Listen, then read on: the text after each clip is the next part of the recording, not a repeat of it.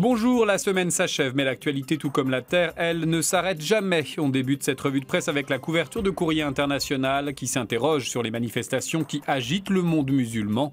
Marianne étend cette semaine ses investigations à tous les fanatismes et dans ses pages, Kamel Kaptan, recteur de la Grande Mosquée de Lyon, livre un point de vue mesuré sur la controverse née du film américain L'innocence des musulmans. Ce film ne me dérange pas car il ne retrace pas la réalité des choses. Le prophète lui-même a été souvent attaqué et il n'a jamais répliqué par la violence. Je souhaite que les musulmans prennent conscience que l'on cherche à les faire réagir violemment, à les manipuler. Il faut se demander à qui profite le crime. Mais l'islam, c'est aussi le département flambant neuf qui lui est désormais spécifiquement consacré au Louvre dans la cour Visconti. Il ouvre ses portes au public demain. Près de 1000 mètres carrés et 2600 œuvres, dont certaines d'une beauté stupéfiante. Le Figaro aussi le met en une, ainsi que Libération.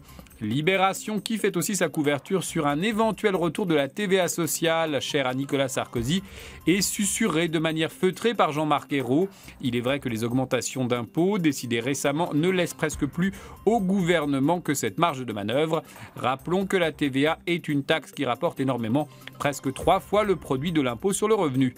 La droite jubile sur l'air de « on vous l'avait bien dit ». L'Express, heureusement, a les solutions à la crise et le magazine les offre de bon cœur à François Hollande. Du moins, ces solutions sont-elles celles de personnes déjà à la manœuvre depuis fort longtemps, comme Alain Minc, Jacques Attali ou plus beau encore, Bernard Tapie. Rien ne garantit bien sûr que le président retiendra toutes leurs idées, mais cela part sans doute d'un bon mouvement. Bess Ditto, la chanteuse du groupe Gossip, donne elle aussi son avis sur presque tout dans les pages de métro, car l'opulente jeune femme est aujourd'hui la rédactrice en chef du Gratuit et sa seule opinion sur les nouvelles technologies est des plus rafraîchissantes. La brune américaine semble n'en faire qu'un usage raisonné.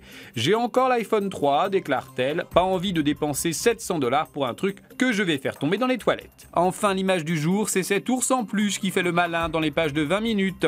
Cet inoffensif doudou est en fait un globe-trotteur de haut vol. Depuis un an, la peluche sillonne les cieux de notre planète à bord d'avions civils ou militaires, tous prestigieux. En plus, il embarque gratuitement car il est sponsorisé par l'Aéroclub de Rennes. Rennes où l'ourson voyageur sera ce week-end la star d'un meeting aérien. Voilà, c'est terminé pour cette semaine. Excellent week-end, à lundi.